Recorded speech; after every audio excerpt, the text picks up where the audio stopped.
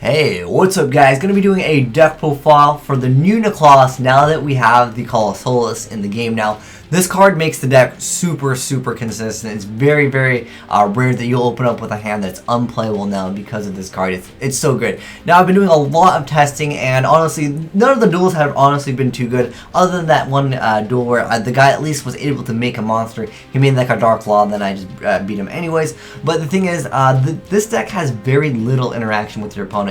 Even that duel could be argued that it wasn't really like a good duel because once you've established your monster where you make it so your opponent cannot special summon, you basically won the game. And I've actually considered trying multiple Resistor of Rituals just because this card makes the deck instantly like just derpy. It just makes it so I make my card and I instantly win because you can't do anything. But I'll explain everything as we go along. I've been doing a lot of modifications to this deck. Now that we have this card though, I'm so glad I don't have to play like Duality for consistency issues. But I'll explain everything as we go along. This is actually kind of more so designed to play against the higher rated players because I've been playing this deck in ranked, and in ranked you'll see Cliffos, you see these are the two top decks I would say that are in ranked and DevPro at the moment because not only because this deck is now super consistent with this. The Cliffos, if they make killer though, I will admit that it's very difficult to deal with. You basically have lost. There's other versions of the deck that you can play that can make level 10 rituals, but we won't get into that because that's a different build. This is just the build that I've been having a lot of fun with, and I think the deck is super consistent,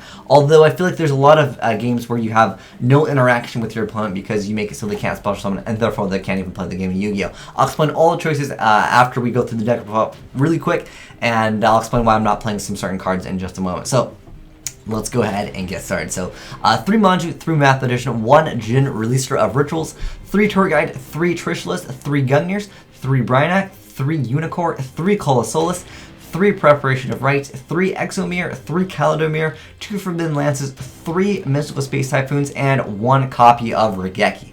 Next up, I'm playing Elder God Nodin. This was originally actually just used because I can dump it into the graveyard with the effect of the Kaladomir, and then I can Soul Charge it back later on. That was kind of, well, Soul Charge was at 3 at one point, but it's at 1 right now.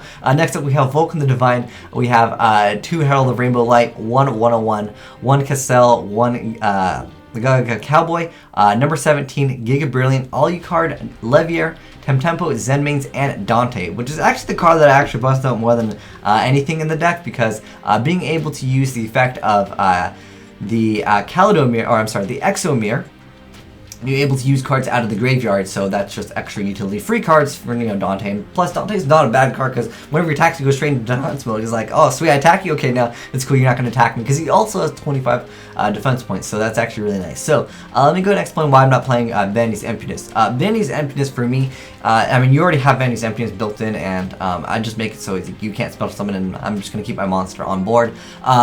Originally I was playing Vanity's Emptiness, and it is really strong in the game, but even in Mirror Match, I feel like a lot of times you only really need it for 1 turn anyways, and I'd rather just make my deck a little bit faster with all the available cards. It's not like you can really lock yourself out of Vanity's Emptiness because when a card is sent from the deck or field to the graveyard, it does get destroyed. Now, one thing that I do want to mention is usually you will not get locked out of your own Vanity's Emptiness because you obviously could just set a monster, let the monster die or something like that. But in this deck, sometimes you just don't have those options because remember, you'll be searching, and you're discarding from the hand. So a card has to be sent from the deck or field to the graveyard, and I mean, you can set your cards, but it's very rare that you lock yourself out. So I don't really feel like there's that many downsides of Vanity's Emptiness in this deck, but I feel like I'd really just lock my opponent out, and really I like the consistency the deck has right now. And I also don't really like traps anyways, just because I'd rather just go faster than my opponent. But Soul Charge, I felt like a lot of times in this deck, if you would get Vanity's Emptiness, which is also why I'm playing triple MST, if you get Vanity's Emptiness, you basically are in like a game-losing position unless you have MST anyways. So like if I'm activating one of these cards and they activate Emptiness, I really don't have like a response. Like I don't have a play to respond with. Unless, of course, I have MSC, that's a different story. But I just really don't like it. Can make it so the deck is less consistent. And the deck is super consistent as is. And I feel like Soul Charge doesn't open up that many plays because a lot of these cards can only be ritual summoned and cannot be special summoned by other ways. There's also another card that can bring out your cards from the graveyard. I'm not playing that card. I really don't feel like that's necessary because I have basically I have 3 copies of Tour Guide and I have 3 copies of Mathematician, and all of these essentially revolve around just getting 1 Jijin. I feel like you only really need the effect of 1 Jijin to successfully win the game, but if it happens to get banished, you can always bring it back with Levier if you are able to make it still. But you really only need 1, and most of the times your opponent will just quit, and I understand because if you can't special summon, I mean, I would basically lose if I couldn't special summon. That's why I'm main decking Regeki. I would say 80% of players do not play Regeki. Even the Cliff players, they don't play. Cliff do play Skill Drain, just as a heads up. That's why I'm playing double Lance. I'm playing triple MST. A lot of players just play it for traps. It's pretty much just triple Vandies, and that's their traps for the game. But I'm playing 3 MST to try to combat that. I'm also playing these to deal with the skill drains because Yangzing does play skill drain. I ran into a few Yangzing players, but you make this and they instantly lose. Even if they flip up skill drain, you activate this and you automatically win anyways. But so many people will just quit on you, and that's why I haven't really been able to get more uploads of this deck, because the deck revolves around very little player interaction, because once I make my card, you basically lose the game. I'm playing 2 Lances just because, I mean, as of right now, the 2 most common traps that are not Vandy's Emptiness are going to be Balmus and Torrential, because they deal with the pendulums. There's also the Hermit Yokais. That is another deck, but I feel like this deck is way more consistent, and it'll beat that deck, even though they can normal summon twice. Like, what are they going to do? They can't really do much, and I really feel like this is just... It's much better. Even if they get out the Hermit Yokai where it destroys the monster by a card effect, you have the effect of, Gungnir, make it so, it can't be destroyed by battle or by card effects, and then from next turn you should be able to get rid of that card, because most of the stuff bounces itself back anyways in that deck. So, I mean, Hermit Yokais aren't really like that popular. I ran into it once and I just make this and then they get out. Even if they're able to get out that card. He didn't make it, but I figured I'd mention it real quick just as a heads up. If you're actually interested in playing this deck in Ranked, it's really strong. It's a very strong deck. Very little player interaction, so if you like to play around your opponent, this deck doesn't do it. It just makes a card and then you win. At least so far that I've been playing. I'm main decking Regeki because if I do mirror match, I like to have it, because if they make it so I can't special summon, I just activate this, and I'm like, no. You can try, no, actually, don't do Breakthrough Skill, because it's attached to that. I just prefer Regeki. If they happen to Lance, oh, that's also another reason why I'm playing Lance. Like I said, it's about 80% of the time they will not be playing Regeki. But if they have like Dark Hole or Regeki, which I have seen players play, it's not like something bad, I would say, just because if one of these cards come out, like literally anything that comes out with the exception of the Clausolas, you're pretty much good to go, because this has 2300 attack. That's the same amount of attack as Bryanek, which is kind of sad, but and basically, I guess I can go into more of the... I don't think we really need to go over explanations, other than like the Lances maybe. Oh, also Lance, sometimes it helps if you have Manju and you can Lance over a monster and you get rid of Vandy's Emptiness. That's kind of like an out to Vandy's, I guess you could say. I almost considered playing like Lila or something, just so I can get some mill in, and like if I mill this, that's good. If I mill any of the Necloth, it's not bad. And plus, Exclamir actually has another effect. Very rarely will I go for it, because if I activate this, I pretty much win the game anyways. It has the effect that once per turn, if you control no monsters, you can banish this card and a Necloth monster, and you can add a Necloth spell card.